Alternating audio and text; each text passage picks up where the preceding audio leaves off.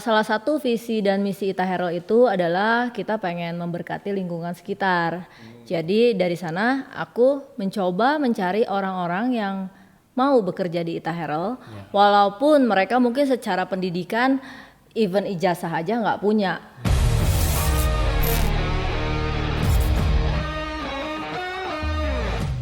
Nah, kalau nih tadi ngomong-ngomong tentang tim intinya nih, kepala produksinya katanya mantan asisten rumah tangganya nih dari pribadi. Gimana nih ceritanya dia dari seorang asisten rumah tangga bisa terus jadi kepala produksi, itu gimana ceritanya, boleh?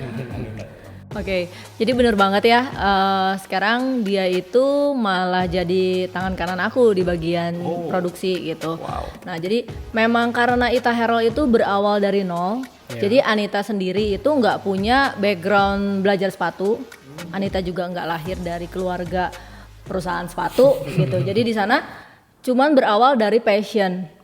Dari passion gitu. Nah, waktu aku married sama Lundi dan kita stay di Bandung, aku punya akhirnya kita tinggal di satu rumah. Aku tuh punya ART. Waktu itu dia baru umur 16 dan dia baru pertama kali juga kerja di kota gitu. 11 tahun ya. 16 tahun. Nah, udah gitu aku tanyain ke dia, mau nggak kamu aku ajarin nih jahit-jahit supaya ya nambah skill aja gitu. Udah gitu dia punya hati yang mau belajar gitu, mau deh, nggak ada salahnya, coba aku jalanin. Nah di sana ya dia menikmati, dia enjoy, dan dia sekarang malah ini banget ya, maksudnya kalau zaman dulu tuh aku harus contohin jahit dan dia baru duplikasi gitu. Kalau sekarang aku cukup ngomong, aku tuh mau yang gini, dia udah tahu banget, oh Cita pasti pengennya ini gitu. Ya, dan dia sekarang jadi tangan kanan aku sih di bagian jahit gitu. Wow, itu menarik banget sih. Nah, itu dari kisahnya dia kan berarti dari nol banget. Itu pasti ada di tengah jalan ada masalah nggak sih kayak dengan timnya gitu? Apakah ada masalah, pernah ada konflik atau trouble karena mereka sangat baru lah gitu? Oke, nyambung cerita Anita yang soal ART ini jadi kepala produksi. Saya juga punya cerita menarik dari yang bagian data. Nah, gimana nih? Ya, jadi tadi benar sekali bahwa tentunya nggak semuanya mulus dalam perjalanan ya. Ada juga beberapa kali masalah, dan saya mau cerita tentang satu masalah yang pernah terjadi ya di kita. Jadi ada satu tim yang akhirnya kedapatan melakukan sesuatu yang menurut kami tidak pantas dilakukan di Ita Herald. Akhirnya satu tim ini walaupun dia yang dari awal sudah ada dan kita harus ya maaf ya dikeluarin gitu. Karena ini udah ketiga kali, peringatan ketiga. Ya, jadi mereka harus keluar, dan waktu itu semua itu di sana pertanyaannya gimana besok? Ya ini satu tim penting harus keluar satu tim, bukannya satu orang, dan gimana besok gitu. Betul. Jadi waktu itu saya kumpulin orang-orang yang di luar tim ini yang tadinya kita nggak pernah ngobrol apa segala, saya panggil dan saya pelajarin mereka, terus saya tanyain mereka. Nah ada satu orang yang di situ yang saya lihat, kamu gimana, pernah megang komputer belum? Belum. Oke, tapi kamu mau nggak belajar seperti yang tadi Anita itu? Mau sih kok gitu. Ya udah, akhirnya saya mau angkat kamu jadi kepala data ya. Saya waktu itu ngambil 2 orang, dan waktu itu saya memilih dia yang lebih di atasnya gitu. Dan itu butuh waktu 2 bulan 3 bulan, tiap hari dia itu digemblang. Ya, jadi yang saya ajarin itu bukan skill, tapi lebih ke logicalnya. Kenapa kamu harus ke sini bukan ke sana? Nah, kenapa kamu make mistake ini? Karena kenapa? Jadi terus ke arah logicalnya sampai dia ini akhirnya mengerti apa sih tugas data itu, apa sih yang nggak boleh dilakukan di data gitu. Nah sekarang orang ini jadi kepala datanya Ita Herald. Dari nggak pernah pegang komputer, dan nggak punya ijazah apa-apa. Gitu. Dengan modal mau belajar aja ya. Mau belajar. Oke, jadi dari kejadian ini kita lihat banget ya bahwa salah satu nilai dari pemimpin Ita Herald ini adalah tegas. Jadi walaupun seseorang ini punya kontribusi yang luar biasa, waktu mereka keliru dan tidak sesuai dengan value perusahaan, Koloni berani untuk mengeluarkan mereka. Padahal tim ini pada mikir juga besok gimana, tapi Koloni berani untuk mengangkat seseorang yang mau belajar, dilatih 2 bulan sampai akhirnya menguasai bagian data. Yes. Nah, buat para pelaku marketplace, kadang-kadang kita tuh takut banget kehilangan orang yang kontribusinya hebat. Padahal perusahaan-perusahaan yang bisa maju terbang tinggi itu adalah perusahaan yang timnya terdiri dari orang-orang yang satu visi dan satu value. Tadi sebetulnya itu keren banget sih, menarik banget. Jadi sampai saat ini pun berarti kepala divisi produksinya tuh mantan ART dari Cianita Colony. Dan bagian datanya juga itu dia bilangnya kayak lulusannya bukan sarjana ya. Bukan sarjana. Jadi bisa disimpulin kayak semuanya itu prosesnya dari nol dan gak ada yang instan berarti ya. Jadi semuanya buat teman-teman juga, buat bro dan sis kalau yang lagi pusing masalah sumber daya manusia, gimana mengembangkannya, percaya aja nggak ada yang instan, semuanya perlu proses, semuanya perlu perjalanan, dinikmati aja. Intinya kalau kita kerjainnya dengan hati, kita bisa menikmatinya, pasti ada hasilnya nanti ya. Ya, jadi mengenai yang tegas tadi, ya kita harus tegas tapi dengan kasih. Oh, oke. Ya, jadi tim yang tadi keluar 3 kali sampai ke 3 kali itu memang kita sudah berikan peringatan. Ya mungkin bukan peringatan ya, kita yang tadi kan diskusi gitu ya, satu keduanya sampai itu nangis-nangisan, 1-2 ya, tapi jadi kita mesti bedakan mana yang akan menjadi virus di perusahaan. Ya. Jadi virus, kalau memang virus ini membahayakan, di mana satu orang semangat kerja, satunya seorang motivasinya salah sebagai virus, itu memang kita harus ambil langkah itu gitu. Membedakannya penting sekali sebagai pemimpin yang bisa tahu. Gitu. Mengambil keputusan yang tidak mudah ya, Ko. Betul. Oke, jadi dari apa yang kami sudah lakukan sih sebenarnya sih kita lebih ke arah kita mengenali potensi masing-masing karyawan kita gitu. Jadi supaya kita bisa memberikan arahan job desk-nya ke mereka yang lebih jelas gitu. Dan kita harus pantau ya, nggak mungkin kita sekali kasih tugas dan kita langsung dapat kesimpulan, nggak mungkin. Karena ada momen di mana mungkin mereka takut dan mereka fokus, tapi mereka nggak suka itu. Jadi terus dilihat perkembangan demi perkembangan. Seperti contohnya ada yang bagian tadi persiapan produksi itu. Dia itu saya lihat orangnya intim kan gampang lupa, tidak cermat dan lain-lain gitu. Dan sedangkan dikasih tugas yang sangat cermat gitu kan. Tapi saya lihat orangnya sampai titik sekarang masih bertahan karena dia memang bisa menyesuaikan. Dia tahu saat ini dia harus cermat, dia bisa. Dan itu kita harus memberikan perhatian extend lebih. Makanya tadi kan jumlah core team itu jangan banyak-banyak.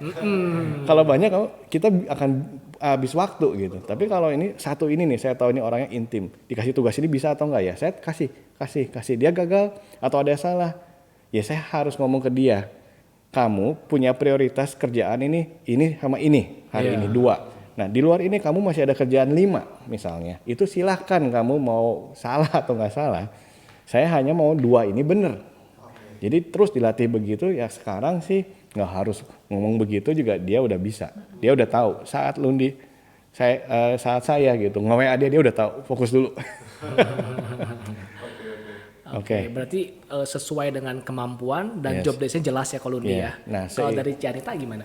Kalau buat aku sih kita harus memberikan perhatian ke mereka gitu. Jadi sering banget aku tuh ngajak ngobrol. Jadi kita sebut ruang meeting aku tuh ruang akuarium. Mereka tuh bilang ruang akuarium karena kan kaca gitu, dan masuk ke sana tuh kita ngobrol, kita tanya. Jadi satu tim tuh kita sebisa mungkin tahu gitu kondisi mereka di rumah seperti apa. Jadi misalnya kayak ada satu orang namanya Fitri, dia udah lama struggle pengen punya anak. Nah aku akan tanyakan gimana program hamil kamu, apakah kamu perlu ngambil waktu bed rest, it's okay. Kalau kamu perlu buat bed rest, kamu gak kerja dulu, kamu fokus ke sana gitu. Ada juga satu orang lagi, dia passionnya mungkin dia penasaran pengen coba kerja di tempat lain gitu kan. Aku akan tanya ke mereka gitu, kamu coba aja gitu, kayak gitu sih. Tapi ya bahkan untuk kasus yang kayak tadi Anita tawarkan untuk di rumah istirahat dulu, kita juga tawarin solusi, yaitu kerjaan yang bisa dikerjain di rumah. Jadi seminggu sekali tinggal suaminya anterin dan kita hitung, oke, satu barang hitung berapa gitu. Jadi kita memang harus menawarkan lah ya semua yang terbaik buat mereka. Oke, benar-benar terbukti banget people oriented, sampai-sampai kalian sebagai pemimpinnya mau menyesuaikan dengan kebutuhan si pengerja ya. Boleh kerjain di rumah gitu ya. Wow. Ini keren banget sih. Nah, kita mau nanya nih, kalau misal ini kan seiring berjalannya waktu, core team kalian kan semakin lama semakin kapasitasnya semakin besar, terus kontribusinya semakin banyak juga, mungkin kebutuhan hidup juga semakin meningkat gitu. Nah, bagaimana kalian menjaga atau meng-grooming core team kalian supaya tetap loyal setelah kayak after all these years gitu, kayak ini makin lama nih kayak makin penting dan makin gimana kalian menjaga mereka gitu. Oke, jadi memang benar seiring berkembangnya sebuah perusahaan ya pasti kan karyawan juga akan berubah gitu kan. Nah, kita sih yang penting tadi Anita sudah melakukan bagian dia memperhatikan ya. Dan bagian perusahaan tentunya menyesuaikan. Kapasitas makin besar tentunya kan upah juga harus mengikuti ya. Jadi kita juga sudah lakukan itu. Tapi kalau misalnya kita lihat dia ternyata masih ada keinginan untuk ya lebih atau gimana, kita kan tadi lewat Anita kan ditanya, kamu sebenarnya sampai titik ini gimana? Nah kalau misalnya saya sebenarnya pengen jadi manajer perusahaan Astra misalnya, ya silahkan, move on gitu. Jangan, ini kita sampai sini nih, saat ini kita ngelihat kamu ya cocoknya di sini dan kita bukan perusahaan yang bisa ngasih apa ya, seperti Astra Company atau bank atau apa, silahkan. Dan jujur aja saya pernah ketemu dengan waktu itu memang kasusnya beda ya. Jadi saya waktu lagi di sebuah supermarket, dia nyamperin saya gitu. Kok inget nggak saya? Siapa? Dulu pernah kerja di Ita Herald. Dia ternyata sekarang bagian gudang di supermarket itu gitu. Jadi kita benar-benar yang tadi disampaikan udah kita harus perhatiin people-nya ya. Bukannya kitanya gitu. Ya kalau di saat dia udah sampai titik ini dia sebenarnya bisa lebih di perusahaan lain, silakan. Ya, mengenai nanti divisi ini kosong dan lain-lain, jangan takut. Karena kita pasti bisa, Tuhan pasti sediakan lah. Dan keuntungannya Anita start from zero, semua divisi itu bisa kita covered. Luar biasa banget.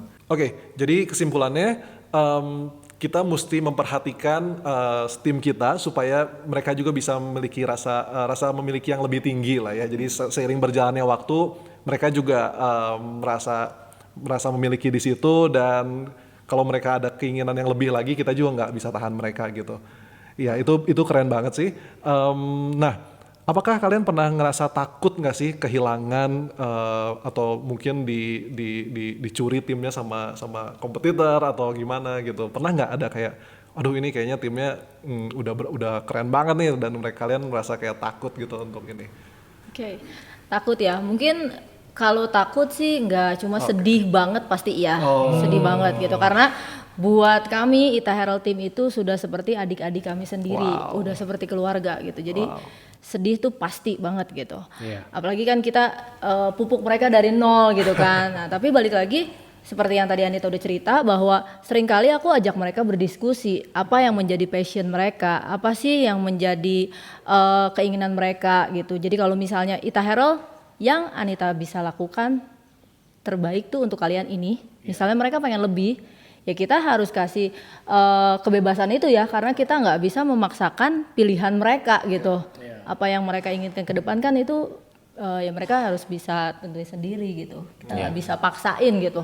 Iya, jadi Ci Anita atau Kolindi ini pernah nggak kehilangan seseorang di dalam tim sampai kalian tuh sedih banget? Pernah nggak ngalamin itu? Pernah. Yang satu tim itu, yang satu tim tiba-tiba keluar, mereka tuh udah ikut Ita Herald dari awal banget, dan mereka udah tahu banget sih sebenarnya waktu kita ngobrol juga soal akhirnya kekeliruan yang mereka lakukan yang ketiga kali, aku tuh cuman bilang kayak gini, anak-anak kamu kan tahu banget apa yang Ci Ita sama Kolundi nggak suka dan suka, kalian tuh tahu banget, tapi kenapa kalian lakukan gitu. Jadi ya kita pernah dan sedih banget gitu. Tapi kan ya kita balik lagi seperti yang Lundi bilang, kita tuh harus tegas atas kekeliruan tapi dengan kasih gitu. Betul. Nah, setelah perjalanan sejauh ini, ada nggak sih pengalaman atau pelajaran yang paling berharga menurut kalian dalam konteks membangun tim? Yang pengalaman yang paling berharga yang bisa kita simpulkan ya sebenarnya kita harus melihat mereka sebagai people ya.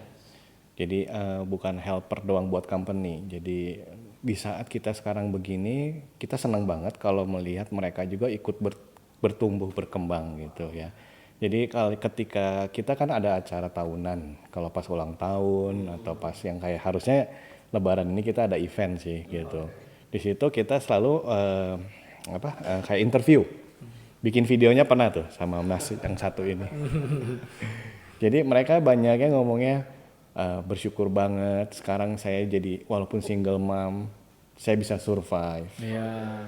Bersyukur banget saya dulu nggak bisa apa-apa sekarang saya bisa ini, dan itu sebuah kehappyan yang nggak bisa digantikan. Bukan soal bisnisnya berkembang atau enggak, tapi yes we do our parts gitu. Melihat para Ita Herald Team kehidupannya bisa lebih baik gitu dari sebelumnya, itu tuh udah merupakan kebahagiaan banget buat kita berdua gitu. Iya, jadi benar-benar Koloni dan Cianita tuh people oriented banget bro. Sampai-sampai pengalaman atau pelajaran yang paling berharga buat mereka tuh melihat kehidupan para Avenger-nya makin baik. Yes. Keren banget. Oke, terakhir nih Koloni Cianita, boleh nggak sampaikan kalau ada 1-2 patah kata buat core team kalian yang udah selama ini bekerja keras, ada nggak yang kalian pengen sampaikan untuk mereka? Barangkali mereka lagi nonton sekarang. Oke, pertama aku mau bilang terima kasih banget buat para Ita Herald Avengers, baik yang sampai sekarang masih bekerja di Ita Herald ataupun yang sudah tidak bekerja. Thank you banget, Ita Herald bisa ada sampai sekarang ini itu berkat kalian semua. Dan yang aku mau sampaikan juga bahwa kalau kita melakukan sesuatu hal, usaha atau apapun itu, bekerjalah dengan passion, sesuai passion kita gitu. Dari aku sih itu. Oke, dari saya sebagai penutupan sih untuk teman-teman, bahwa teman-teman harus menikmati proses untuk mencapai sebuah brand yang bagus. Itu bukan tujuan, tapi adalah perjalanan. Banyak banget yang akan kalian lewatin, respon demi respon kecil yang kalian berikan itu akan menentukan ke depannya seperti apa perusahaannya atau brandnya kalian itu. Oke, itu aja sih dari saya. Wow, so bro dan sis, kita bisa belajar dari cerita tadi bahwa pencapaian Ita Herald bisa sehebat sekarang itu karena dikerjakan oleh tim yang hebat, yaitu tim yang terdiri dari orang-orang yang mau bekerja keras, kompak, dan saling pengertian. Untuk kalian para pelaku marketplace, kita bisa belajar dari cerita tadi bahwa pencapaian hebat itu tidak bisa diperjuangkan oleh seorang diri. Kita harus sengaja membangun tim yang hebat untuk mencapai pencapaian-pencapaian yang hebat juga. Thank you banget Koloni dan Cianita untuk waktu dan kesempatannya. Thank you Koloni, Cianita. Wish you guys all the best for Ita Herald. Semoga semakin hits dan fenomenal. Amin. Oke, bro dan sis, thank you for listening. Kalau kalian pikir program ini bermanfaat, kalian bisa bantu like, subscribe. Kalau ada pertanyaan, silakan tulis di kolom komentar. Saya Kristeo. Dan saya Daniel. Kami undur diri, ketemu lagi di Marketplace Speed Talk episode berikutnya.